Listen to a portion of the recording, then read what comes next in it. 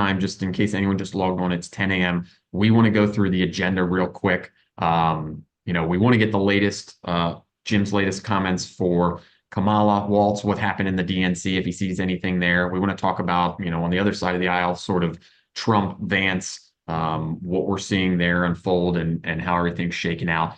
We want to talk about polling numbers. We want to talk about possible October surprises. We also ought to talk about, I didn't say this in the earlier, but we ought to talk about sort of, everyone talks about election day on the 5th. I think we started talking this out, and I think America kind of thinks this is going to happen. This might not be a day.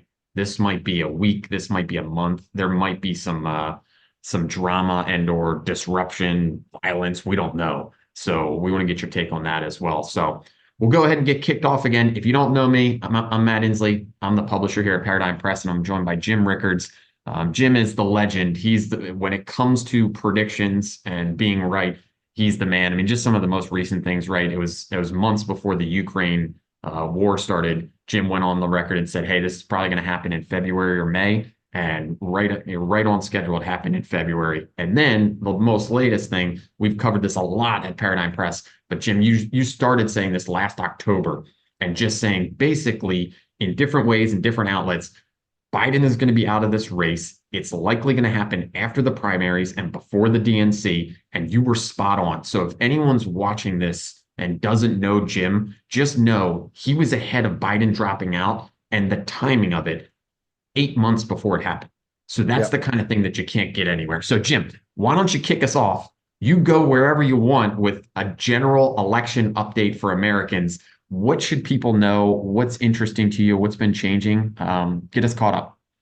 Sure. Well, of course, the Democratic National Convention was over last night, so it's officially over.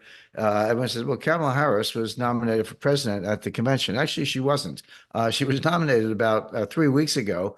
They had a virtual digital roll call for all the delegates. So you could, you needed passwords or whatever, but if you were, you could log on and cast your vote for Kamala Harris. She never ran in a single primary ever. In 2020, when she ran, and in 2024, this election cycle, she has never run in a single primary. She never got a single vote from anybody. But the delegates to the Democratic National Convention, who were 95+% pledged to Joe Biden, all voted for her just because they were told to. I mean, that was the party line. It's just really Nancy Pelosi and Obama and a few others, Eric Holder behind the scenes, and I guess a few others orchestrating this whole thing and got Schumer on board. Anyway, we know what happened, and now she's the nominee. But I just want to make the point that she never ran in a primary. She never got a single vote, but she's the nominee, so that's over. I expect that right now, literally as we speak, this is peak Kamala. If you said to me, Jim, you're the greatest press lord ever, you control all the media, newspapers, websites, broadcast, cable, you control all the media, and you're the smartest campaign advisor ever, James Carville and,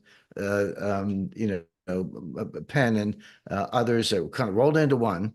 And you had all that ability. You could not have orchestrated a sweeter, better 3 weeks for Kamala Harris than what happened. What we saw, actually, I've been involved in politics since I got in a fight in a touch football game in 1960, arguing about Kennedy versus Nixon with the guy on the opposing team. So I guess they count that as a political debate. With a few fists flying. I've been doing this since 1960, and I've never seen a more hagiographic moment where it wasn't like pro Kamala or we support Kamala. It was like she's coronated, she's anointed, she's the one, she's the savior. It's just really extraordinary in every single channel. Rigged polling, I'll explain that in a moment. Whenever you say anything's rigged, people are like, it's conspiracy theory. No, the polling actually was rigged in her favor. Every story was, all of a sudden Donald Trump's the old guy. Remember, it wasn't just a couple of weeks ago. Biden was 81, falling down the steps, couldn't enunciate words, didn't know where he was, etc. Okay, but all of a sudden Donald Trump's the old guy. I mean, we know how old Donald Trump is, but he's sharp, he's vigorous, he's out on the campaign trail, he talks to the media. There's no comparison really, but that's the new narrative. And So anyway, we're looking at the coronation of Queen Kamala. She's according to the polls, and I'll talk more about the polls. According to the polls, the race is extremely close. Certain polls have her ahead in all of the swing states, or 6 out of 7 swing states. They have her ahead in national polling. National polling is not that important because that's not how we elect presidents. We do it state by state. But in fact, she pulled even or slightly ahead of Trump in national polling. And every editorial board, every White House correspondent said it was all Kamala, Kamala, Kamala. And then, of course, the convention was just 4 days of, they got Biden out of the way first. They put him on Monday night when the fewest people were watching. They put him on 11:30 East Coast time when most people were in bed, and they got him off the stage. And that's the last you'll hear of Joe. So unless World War III starts, but you can't rule that out. So this is Queen Kamala now. Here's the problem. Here's the way I'm thinking about it. There's the Kamala Harris narrative, and there's the Kamala Harris reality. The narrative is what we've just been through. Now it has, remember, she said she's going to fix the border. She's been the border czar for 3.5 years. She's been in office. She's running around saying, if you elect me, when I get to office, I'm going to do this. Like, hey, Kamala, you're in office. You're the vice president of the United States. You're in the White House. Why, if you haven't done it for 3.5 years, why should we believe you're going to do anything differently in January? If you win the White House. Well, of course she won't. We know that, but she's running around saying it. Donald Trump's against border control. I mean, these are just outright lies. I understand campaigns involve spin and promoting your candidate, et cetera, but they're just outright lies. They presented Walz as this, down home country. They call him America's dad. The country candidate.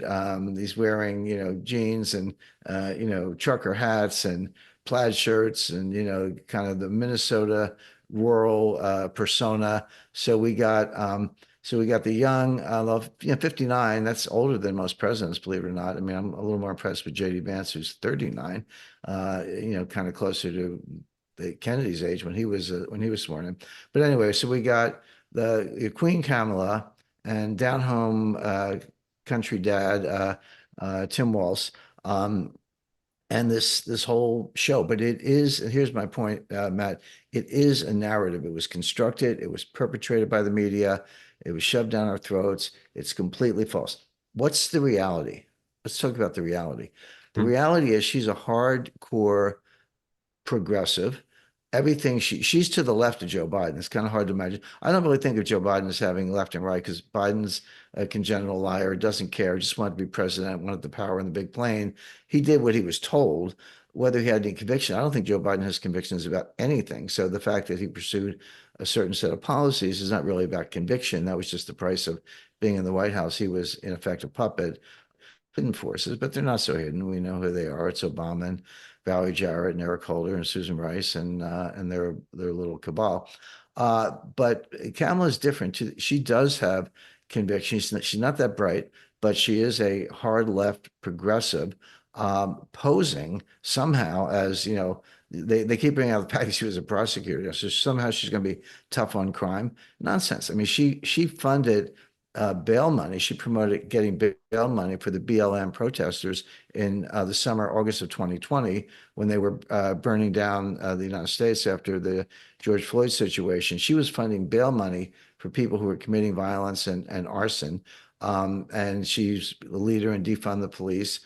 She said that many times, by the way. This is not speculation. You can go back and look at her speeches and find it. So the reality is she's a hard left progressive, defund the police, let criminals out of jail, no bail policies, open borders. Her foreign policy experience is zero. Now, she did attend certain summit conferences because Biden was too feeble.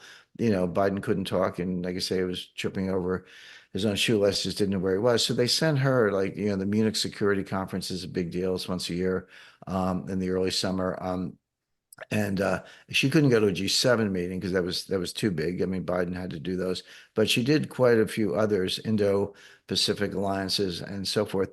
And all she did, she showed up and did photo ops. Okay, so she would be in the group picture of however many, heads of state or diplomats might have been involved, but no substance whatsoever. And in her speeches her speech last night, she said Trump cozies up to dictators. Well, cozy up is that's her word. I would say that, diplomacy means talking, not fighting. If you want to say, are we in relations, are we in a dialogue, or are we in a war? Dialogue is much better. It tries to avoid wars. That's what Trump did. Trump did not start a single war. And I can't think of a president going back to, oh, I don't even know, maybe Eisenhower, where the president did not start a war, but Biden did, and Obama did, and Clinton and George W. Bush and all the rest. So the fact that Trump talks to Kim Jong-un, by the way, what's happened since Biden got into office? Biden hasn't spoken to Kim Jong-un, and North Korea has increased their missile tests, increased their nuclear arsenal, increased their aggressiveness in the Sea of Japan. So what's wrong with talking to the guy, which is what Trump did. He didn't set off any nuclear explosions after a certain point, and that was partly due to Trump engaging with him. Who knows what was said behind closed doors, but Trump gets the point. Might have made it very clear that North Korea had to knock it off or there would be consequences. So no foreign policy experience, a complete narrative lie about what she would do domestically. The reality is, as I mentioned, extreme leftist, and Walz is worse. I mean, Walz is cozied up to communist China, spent his honeymoon in communist China. People always made a big deal about the fact that Bernie Sanders, who's not a Democrat, by the way, Bernie Sanders is a socialist. He caucuses with the Democrats, but he runs in Vermont as senator on the socialist line. Walz spent his honeymoon in communist China. Sanders spent his honeymoon in the Soviet Union. Okay, so that tells you something right there. I don't have to go down the whole list, but the putting tampons in boys' bathrooms, putting men in women's sports where the women are not just losing, which is expected, but they're being injured, completely undoes the purpose of Title IX. You name it, you name an extreme left program, and Walsh is in favor of it. He had the worst lockdowns, the worst masking policies during COVID. All of that was pretty bad across the country. All misguided, by the way. None of that stuff works. I mean, I wrote a book about it, The New Great Depression, but there's very good peer-reviewed papers going back to 2006 and earlier that masks don't work, lockdowns don't work. We knew all that, but they did it anyway. Some states were better than others. Like Florida and South Dakota were better, but they all had some policy. Walsh was at the extreme. Walsh set up a hotline where you could snitch on your neighbors. You could rat out your neighbors. Like if no one was supposed to be outside and somebody was out, mowing their lawn, you could call up and call the police and rat out your neighbors. Something like the Stasi, the way they operated in East Germany during the Cold War. So that's Walsh. So that's what you got. So here's my question, Matt. There's the image, which was promoted by the media. She's young, she's energetic, she's joyful, she's a new generation, continuing the legacy of Obama, but smarter, better, etc. Then there's the reality, which is she's a not very bright, hard shell, extreme leftist with a vice president pick who is much more of a communist and would basically destroy American culture.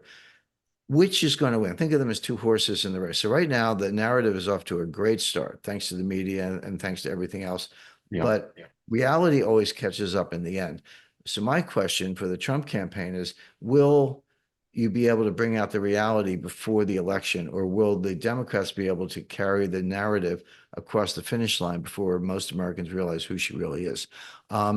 That's a question, but it's clear the strategy is to run out the clock. Just no press conferences, no interviews, no specifics, happy talk, good media coverage, just run out the clock until election day and then get her over the finish line. That's what they're going to do. And it remains to be seen if that will work or not. Yeah. Yeah, I think you'd have a good, if there's campaign videos of her and they've got someone talking about her and making her look good, they could make her look very good. But even in her speech at the DNC, it's like, I mean, we're in the publishing industry, so we know about leads and what, when you're talking to people. It was just weird that for 10 minutes she just talked about herself, all these little stories and kind of giggled. That was her chance to say, here's what I'm going to do for America. And it just it missed the mark. So I don't know. We're definitely in a peak in a world where, man, she has had so much steam in the last 3 weeks. I agree. That's what I think. So I think we're at peak Kamala. It's going to go down from here. The reality is going to come out. The question is, do we get enough reality before the election? By the way, I mentioned the polls are rigged. I want to just explain that because I Yeah, don't go for just it. want to throw that out there. So one of the polls I look at, Real Clear Politics is a very good website. They have a poll of polls. So they don't do a poll themselves. They take the results from 20 separate polls, New York Times, Monmouth College, Siena, CBS, NBC, whatever, Rasmussen and others, and they average them, and then they give you the result. That's a pretty good methodology because every poll has a margin of error. Every poll has some noise, even the best ones, a bit of noise, but the noise can be random and move in both directions. So when you do the average, you tend to filter out the noise and get something closer to a good result. So I think it's useful in that sense. But here's what they did. How did they actually rig it? Well, what they did is they stopped polling. A number of the participants, not all of them, but a number of them, right after the Biden withdrew, Kamala gets anointed. It's all Kamala all the time. They took some snapshot polls, and of course she got a bump. I mean, that's normal politics. Everyone knows you get a bump when you're nominated, or you get a bump when there's positive news. She got the bump, but then they stopped polling. So they locked in that bump. So it wasn't Real Clear Politics' fault. They were sticking to the methodology, but the participants in that polls stopped polling, locked in that snapshot. So meanwhile, the movie's playing out. You're getting new snapshots all the time, but they stopped doing them. For about 2 weeks, that bump that she got, which is to be expected, was locked in. And everyone's like, oh my goodness, look at this. Kamala Harris is ahead or she's tied or, and so forth. But it was very much of a lie because of all the polling organizations that locked in the honeymoon and didn't do any more polling. The one outfit that's very reliable that did keep polling and then kept themselves up to date is Rasmussen. And Rasmussen right now shows Trump with a solid 4-point lead. That's national again. You got to break it down by states. But nationally, they have Trump with a 4-point lead. Trump never leads. Even when he won in 2016, he was not leading in the polls. I made my prediction that Trump would win in 2016 based partly on figuring out the flaws in the poll, reverse engineering it, and then adjusting it. And you give Trump a couple extra points, and that was enough to win, which he did. But so Rasmussen has a very accurate poll.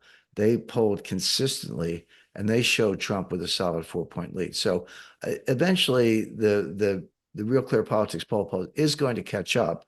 But again, I don't fault Real Clear Politics. I fault the participants who are not doing their jobs. Yeah. And everything you're saying aligns with there's betting markets. Like that's where one place that I check, I think it's Poly Market, where they have updated betting odds on who Right. will win the presidency. So it's some real money there. Again, you can't trust anything 100%. But that right when Kamala was peak Kamala 2 or 3 weeks ago, she was up by like 5 percentage points at some Well, point. But then it flipped, and yeah. now Trump's back. He's You know back in what? the lead, 51 to 48.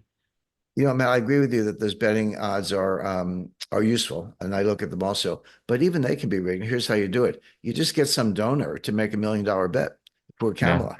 Now he doesn't mind losing $1 million because he's some multi-billionaire. They would have written a $10 million campaign check.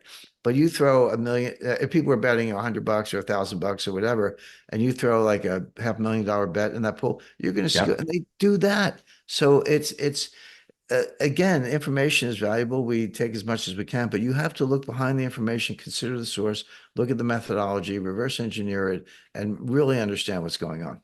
Yeah, absolutely. Okay, so let's switch gears. Let's talk Trump and Vance. What's new in the Trump camp? Because I think people were worried that Kamala came on so strong. Or they, did Trump peak out here? I think Right. on Fox News yesterday, he was on the phone with them and they kind of cut him off at the end. They had to switch programs. So it's been a weird several weeks for Trump. What do you see happening in the Trump camp? And then also, side question is Vance sort of like what's Vance bringing to the table? What are you saying there? Right. Look, Trump was going to, spin his wheels a little bit. Maybe that's an overstatement during the Kamala honeymoon. There was just no way around that. Now, the media here, Trump has a couple of problems. One is the media, I think they finally wised up. They hate Trump. We know that. They want to do everything possible to stop him. In 2016, they covered him night and day. They covered his, I'm talking about, when I say they, I mean, I'm talking about MSNBC and CNN and all these other cable channels and some of the main networks that hate Trump. covered all his rallies. But the reason they did was that they thought he was ridiculous. They thought he was a buffoon and say, hey, we'll put him on the air. We'll carry his rally anytime he wants. We'll just carry loud because we'll show everybody what a buffoon he is and they won't vote for him. Turns out they were exactly wrong. Trump did not come off as a buffoon. People listen and say, hey, you know what? This guy makes sense. Yeah, what's wrong with closing the border? What's wrong with talking to, basically anyone in military or geopolitical context? What's wrong with cutting taxes? What's wrong with regulation? The answer is nothing's wrong with any of them. And that's what Trump was saying. And then, of course, he won. So they're like, oh, gee, maybe we shouldn't give the guy so much exposure. In 2020, they did the same thing, but simultaneously they pursued the basement strategy where Biden didn't come out, and COVID was sort of an all-purpose excuse for basically not doing their jobs, not holding Biden's feet to the fire. Trump was portrayed as, you name it, every nasty name you could think of, and that was a very close election. And then, query whether that election was fully honest, probably not in places like Arizona, Georgia, and Pennsylvania. So now it's 2024. I think the media has finally said, you know what, we're just not going to cover Trump. We're just not going to cover him. We're just going to, when we put him on the air to make fun of him, he actually appeals to people. And we learned that the hard way in 2016. So don't make that mistake again. So there's almost like a media blackout on Trump. So that's his first problem. You can make up for it with paid advertising, and they have a lot of money, and they're going to do that. You'll see a million commercials between now and November 5th. But there's a little bit of a media blackout going on. So Trump has to do two things.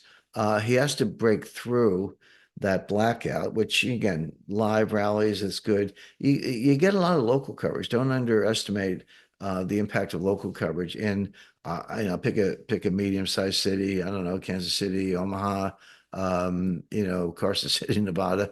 When you go there, you may be the case that you're not carried on the cable networks or national news, but you're absolutely carried on the local news. And a lot of people sit down at 6 o'clock or 11 o'clock at night and watch the local news. And those media markets are small enough that they're thrilled to have a Trump story, and their reporters like to talk to Trump if they can, even if they don't fully support him, because it is news. So he's got local news that he can avail himself of, social media, paid advertising, but he's going to have a kind of an uphill struggle in terms of cable news. Even Fox is kind of lukewarm because they don't like him, period. So that's the problem. And he's got to do two things. He's got to stay on his issues. So his issues are close the border, lower taxes, less regulation, tough on crime, support the police, engage with our adversaries, Russia, China, North Korea. Nobody thinks this is all warm and friendly, but talk to them. The war in Ukraine, 500,000 dead Ukrainians, all because Biden wanted the war. He wanted the war, and not because they wouldn't talk to anybody or they wouldn't talk to Putin. Putin, Putin and Zelensky actually had a peace treaty hammered out, an end to the war in March 2022. 1 month after it started, they had hammered out a treaty, and Boris Johnson went and blew it up. Said, if you sign that, forget it. You're not getting any help from the West or whatever. And they just kept fighting. And now it's 2.5 years later, 500,000 dead. Nice job, Biden. But that's the kind of thing Trump knows how to avoid. So that's his platform. Engage with adversaries, close the border, lower taxes, less regulation, support the police, reduce crime. And there's more. The Green New Scam, something we here at Paradigm invented, or as a way to describe the fake science of climate change. I mean, climate change is real, but it's not caused by CO2, and all these windmills and solar modules and all that stuff is not a solution. And there isn't even a problem. The weather's fine. But drill, baby, drill, lower oil prices. By the way, if you want to stop Russia, if you don't think Russian aggression in Ukraine is a good thing, I don't favor Russia or Ukraine. I favor peace.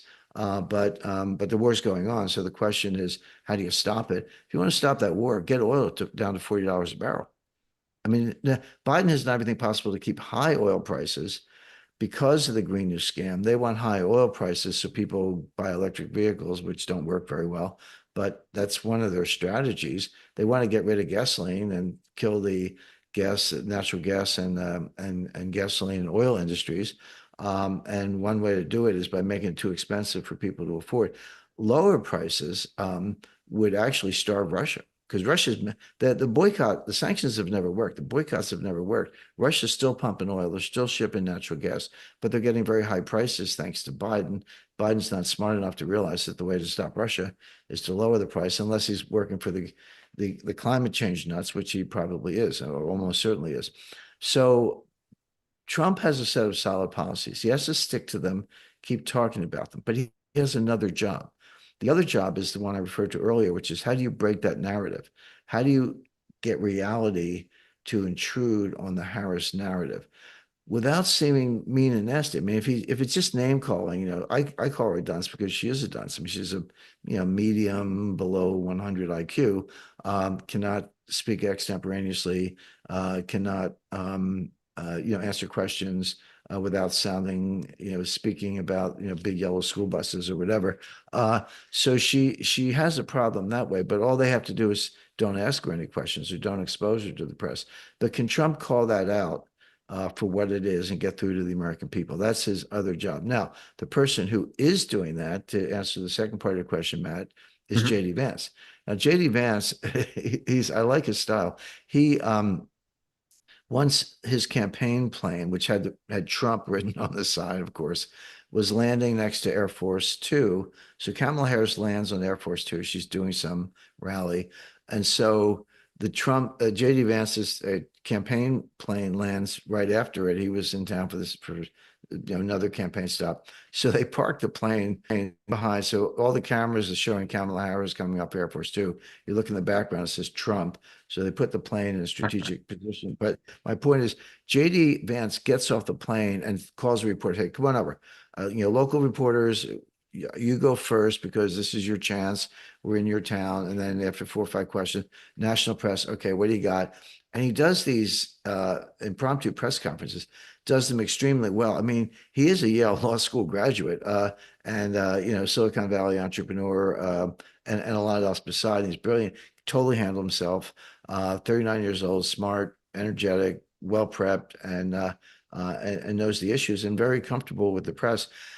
In contrast to Kamala, who gets off the plane, hops in a car, and drives away. So that's a very smart strategy. American people are not dumb. The Democrats think we're dumb and treat us that way, but we're not. We see through a lot of the gimmicks, but you have to keep up that kind of pressure. You have to keep, hey, what's up? JD Vance is talking to the press every day. Trump's talking to the press every day. Kamala's hiding in the backseat of a limo. Is that really what we want? And then Walsh does come out. He's a little smarter than she is and better on his feet, but he's this hard shell leftist and he can't hide it. So I'm optimistic that in the next, I think we're down to about 70 days at this point, maybe less, but I'm optimistic that the reality will intrude. People see Kamala for what she is. People will appreciate the Trump Vance policies. I think Vance is a very good spokesperson, but the clock is ticking. We got to get that done before November 5th. Actually, one quick note, Matt, not before November 5th. Only one, only 1/3 of the American people, approximately 1/3, vote on election day. I do just because I'm from the old school, but 2/3 vote early, either absentee ballots, drop box, mail-in, ballot harvesting, all these things, which the Republicans basically skipped in 2020. They learned the hard way that it works. First of all, it works if you do it honestly, but it really works if you do it dishonestly, which the Democrats do. They, the illegal immigrants, they're handing out driver's licenses. Again, my day, you had to take a test. I got my license in New Jersey. I actually had to take a behind the wheel test. You had to parallel park and do all the stuff I don't think people know how to do today. But anyway, you had to do a written test, a driver's test, et cetera, show ID, like a birth certificate or something. And then you got your driver's license. And then that was a very good form of identification. And today they say, well, we want ID, photo ID, government issued photo ID, driver's license would be the best way to do it before you can vote. Okay, sounds good. But now in California and Ohio and other states, they're handing out driver's licenses to illegal immigrants. So if you get your driver's license from the state, that's a government issued document, photo ID, and then you go to register the vote. How does the registrar know that you're an illegal immigrant. You say you give them some phony address, give them your name's on the driver's license, and you're registered before you know it. They actually have voting registrars, Democrat operative voting registrars, standing outside DMV offices. And when the illegal immigrants who are being bussed in come out with their license, they sign them up to vote. It doesn't mean those people ever actually vote. What it means is that you can now take an absentee ballot, fill in that person's name, and throw it in a Dropbox. So this is going on, and somebody said to me, "Well, why are they California? Who cares? Because it's clearly going to vote for Harris." But why are they doing it in Ohio? Because that's very clearly going to vote for Trump. What's the point? Well, the point is, it's not just about the presidential race. It's about these congressional seats. And if you can do the same kind of ballot box stuffing that I'm describing in a place like Ohio, where there's a close Senate race, and the Senate control of the Senate may be down to one vote, maybe two, we'll see. But a lot of these districts for members of the House of Representatives are close also. You only have to win 5 or 6 net to flip the House to the Democrats, at which point you're into what I call the insurrection plot, which is on January 6, 2025. We've all heard about January 6, 2020. Get ready for January 6, 2025, when they have to certify the Electoral College. The Democrats, if they control the House, they're going to pass a resolution saying that Trump's an insurrectionist, and they're going to disqualify him. So even if Trump gets 270 plus electoral votes, and I think he probably will, they're going to disqualify his votes on the grounds of Section 3, the 14th Amendment, that he's insurrectionist, and then elect Kamala Harris in the House. That there's even more to that story. You could have a situation where Kamala Harris is the president, even though she got fewer electoral votes, because at that point it would be up to the House, and JD Vance is the vice president. So don't rule that out. And then it gets even weirder because weird seems to be the buzzword of this campaign. But if you a close reading of the 12th Amendment, which is what we're talking about, says that you need a quorum. Now, in the House, you vote by state delegations, not by members. So even if a majority of the members are Democrats, a majority of the state delegations are Republican. And if they boycott, if they just stand outside and don't go into the chamber, you're lacking a quorum, which means you can't vote Kamala president, even though she didn't get the electoral votes anyway. Even the House can't do it because they don't have a quorum. And what happens then? The 12th Amendment says the vice president can act as president. So you have JD Vance as president. It's crazy, man. I know it sounds crazy, but it's all in the 12th Amendment, and the Democrats are working on it. Jamie Raskin has said they're going to do this, and they're signing up illegal immigrants to driver's licenses. They're trying to flip the House. They're going to pass a resolution. They're going to try to disqualify Trump. Yeah. These things they seem unbelievable, but then all we do is think back, they tried to get him off the ballot. They tried to, do a bunch of lawfare against him, as you've kept readers ahead of. It's crazy. So this stuff becomes way more believable. Right, and two impeachments, both phony, by the way, but two impeachments, a $500 million fine for a non-material accounting error, conviction on a hush money case that even liberal lawyers couldn't figure out what the charges were. Federal cases, Mar-a-Lago raid, on and on and on. So don't rule out anything. And again, we're just trying to look ahead and keep our readers informed. Yeah. All right. Well, we've got probably another like 20 minutes on the call, and I got a bunch of questions for you, probably 4 or 5 questions. One of them is this one just came in talking about the DNC. Some people are kind of thinking, isn't like the DNC, isn't there a little bit of hypocrisy going on that this was like a news story coming out, right?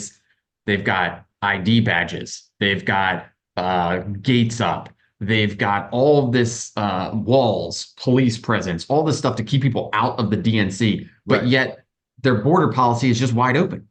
So it's like, what is happening there? Yeah, everything you said is correct, but they also had some National Guard troops who were detailed to the DNC at the United Center in Chicago.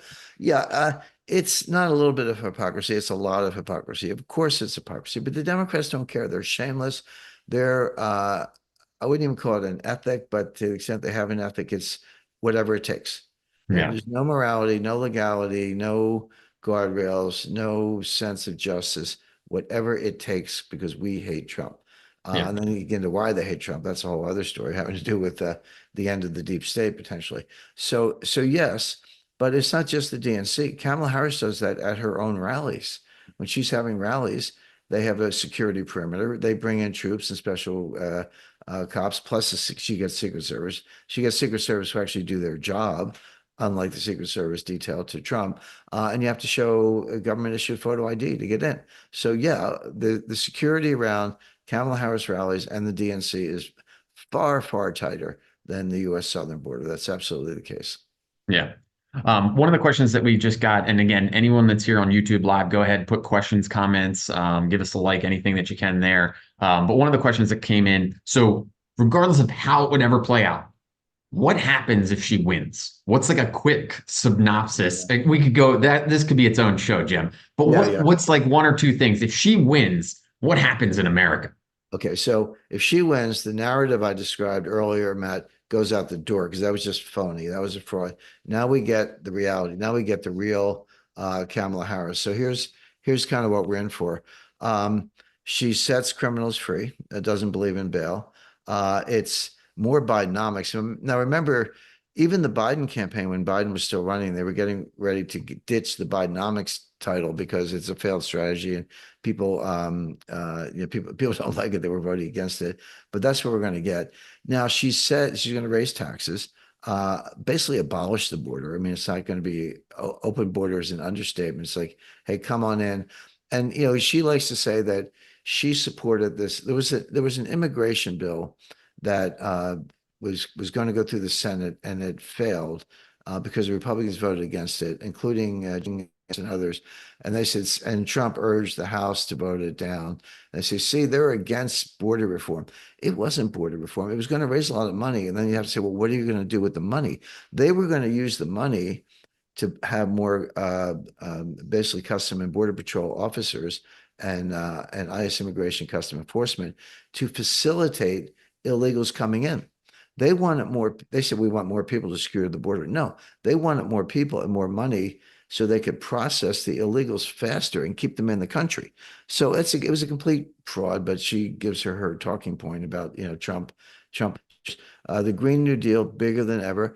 By the way, we've talked about this before, Matt. There were hundreds of billions of dollars, maybe upwards of $1 trillion that was voted by the Congress in 2021 and 2022, not so much in 2023 because Republicans controlled the House, but the Inflation Reduction Act, which actually increased inflation.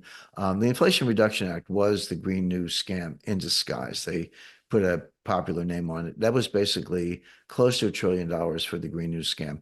But not all of that money has been spent. I read somewhere that they spent several $billion building electric charging stations, for electric vehicles, and they built 8 of them. Like $5 or $6 billion, and you built 8, like not 8 locations, 8 chargers. So this is kind of, who knows what they're doing with the money. But a lot of that money has not been spent. Now, if Trump gets in, since it's been appropriated, you don't have to pass a new law. Trump could use that money for much more productive purposes. But Kamala will use it to perpetuate, subsidies for electric vehicles, charging stations, windmills. By the way, these windmills are falling apart. There's, all the liberals, not all the liberals, but a lot of liberals, they got for the summer, they spent in Nantucket Island, the coast of Massachusetts. Very rich, I've been there a few times, very fancy. But they're definitely liberals and progressives. But one of these windmills fell apart and the huge fiberglass sections washed up on the shore and littered the shore, not to mention the fact that they're killing whales with the sonar testing. And all of a sudden, Nantucket's up in arms about windmills. Well, you guys signed off on the money. It's what you wanted. Now you get with it. But we'll get more of that. So the Green New scam will be back and forth. She supports violent criminals, and she wants to eliminate private health insurance. So take Obamacare to the next level. It's not you can have private or Obamacare. She wants to take it to the point where you can only have Obamacare and get rid of your private insurance completely, and give Social Security and other benefits to illegal aliens. To mention amnesty. Basically, the 10 million illegal aliens who entered the United States under the Biden administration, they're here. And, Trump would begin deporting them, starting with the terrorists and the most violent criminals, et cetera. You're never going to be able to deport 10 million people, but 2 million would be a good start. And also, it's also to everyone else, hey, don't come here because we're building the wall and we're deporting the most undesirable elements and kind of keep going. With Kamala, it would be different. She would offer amnesty. So basically, I would say continuation of the Biden policies, but worse. Worse meaning we still have an open border, but we're going to give you amnesty. We've spent, you know, X billion dollars. I don't know the exact number on the Green New Scam, but now we're going to spend $1 trillion because we got the money.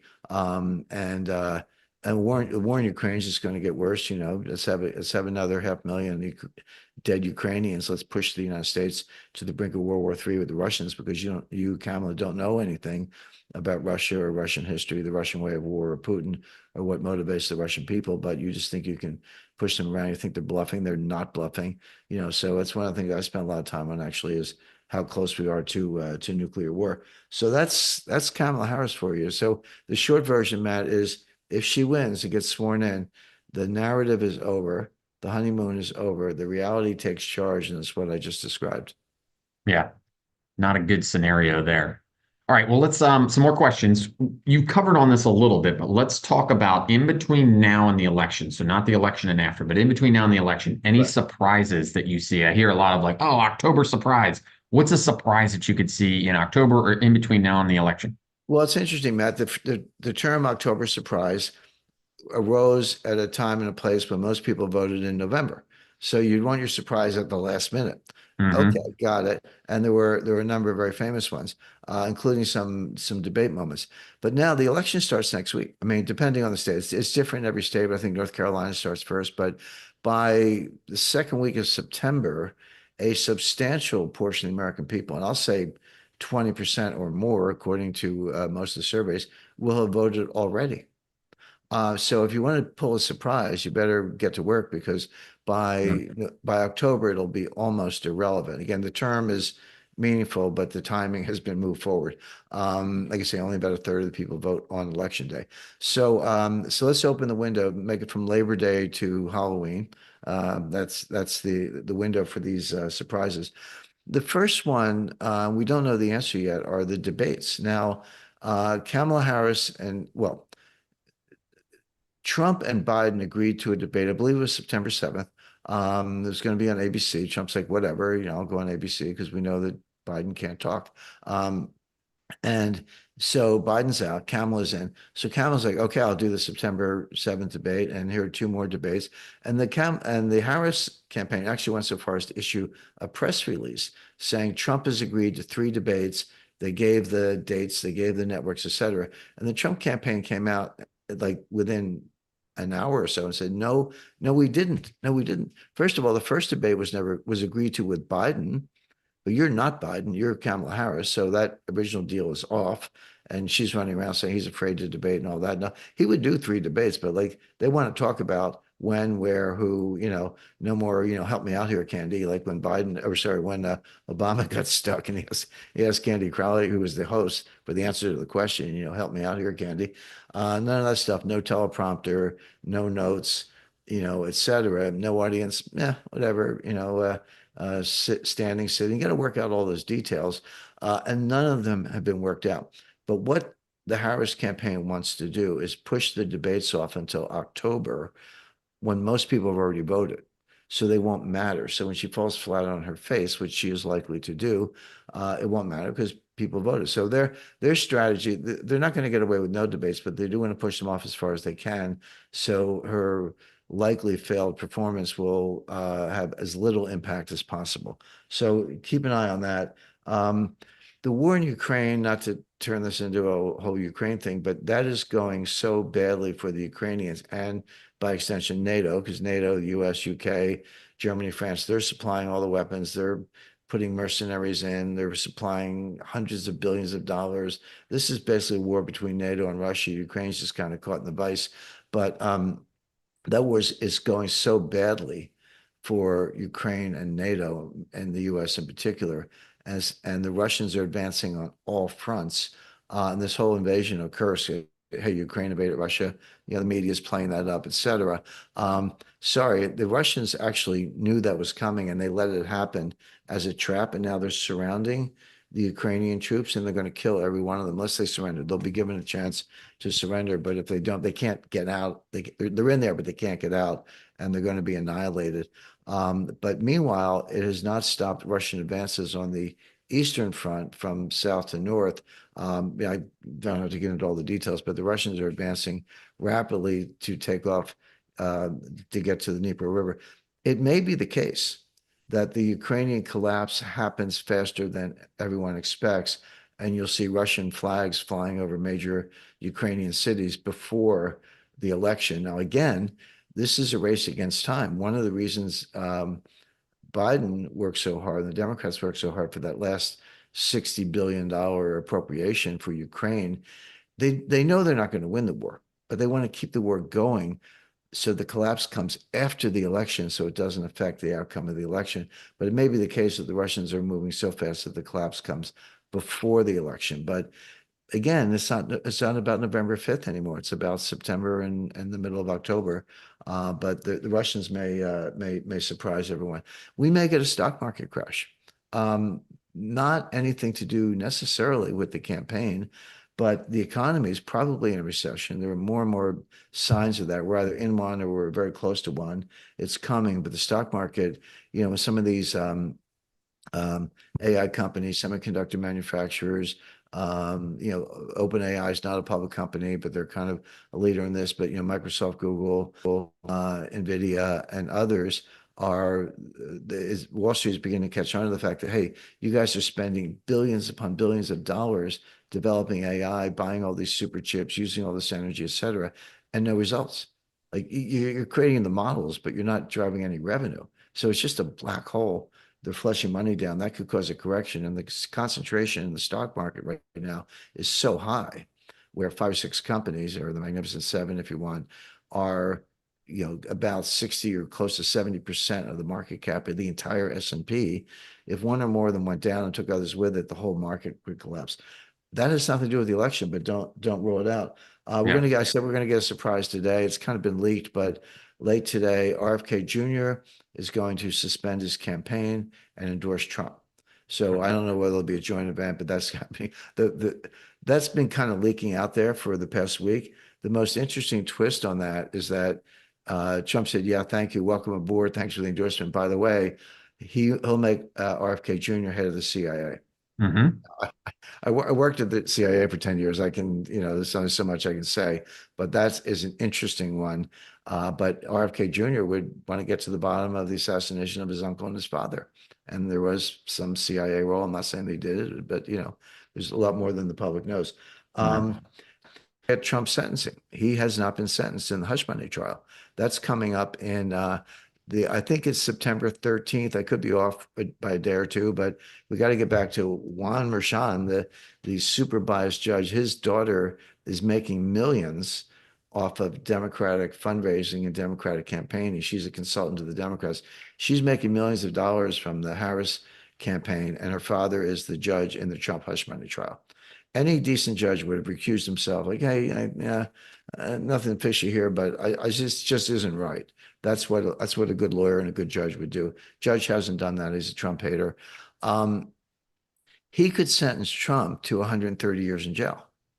I don't think he will. That's not my forecast, but he could. We got 32 felony convictions at 4 years each. And if you do them what's called consecutively, that would be 128 years in jail. He could sentence them to 4 years in jail and put him in jail, put him in Rikers Island, in 2 weeks. He might do that. Again, don't rule it out. I think what he's likely to do is say, I'm such a nice guy, I'm not going to put you behind bars. I'm going to put you under house arrest with an ankle bracelet pending appeal.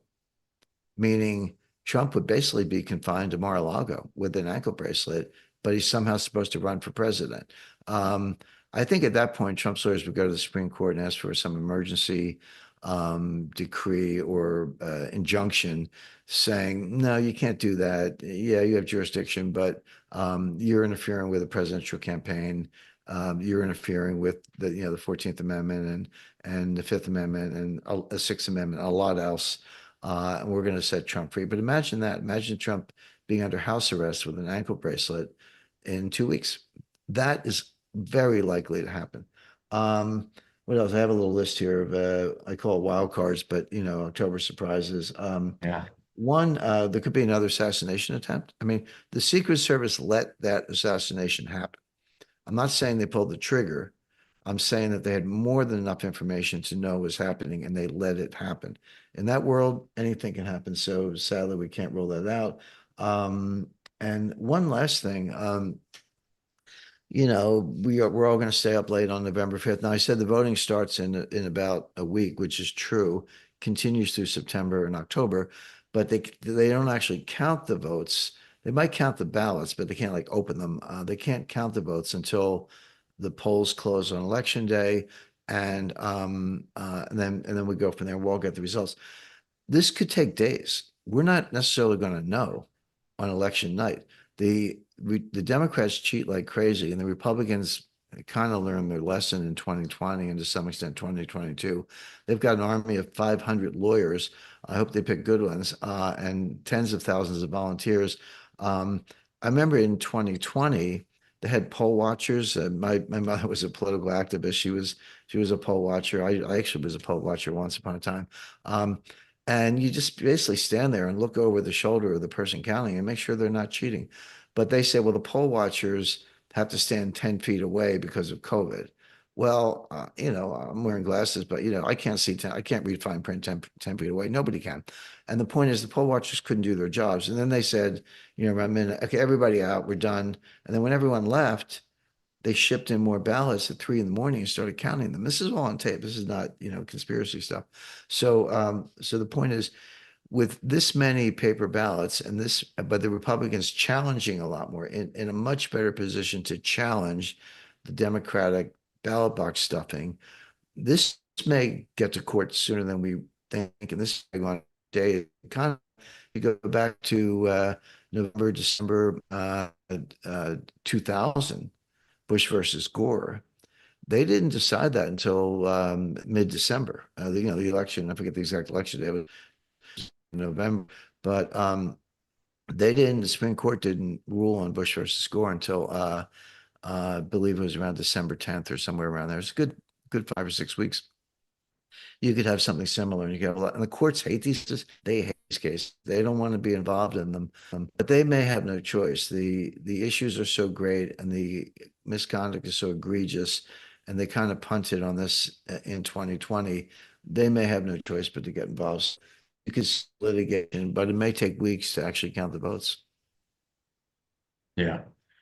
All right, Jim. Well, I want to do a little bit of housekeeping here. We're going to wrap things up a little bit early, and I want to give you the last word on anything else that we might have missed. And the first thing I want to say is for anyone that's tuning in, we have almost 2,000 people live on the call here on YouTube. I want to say thank you for taking the time out of your busy Friday for coming in, joining us, the participation in the comments. We appreciate all that. We do this for you. We say that all the time. And thank you so much for tuning in. We're at a pivotal point here in America, and the markets and the next 2 or 3 months are going to be big. So make sure you're subscribed to the channel. Make sure you're reading our daily stuff. Make sure you're reading Strategic Intelligence from Jim. The other things that I want to say, Jim, you had talked about the markets possibly crashing in NVIDIA. There is a call that we're putting that I think it's going to end up going live on Monday, maybe in the afternoon, with Great. Jim's a new big call on NVIDIA. So NVIDIA is announcing earnings next week, and there could be some disruption here in the market. So stay tuned for that. The other thing, we said this early in the call, I'll say it again.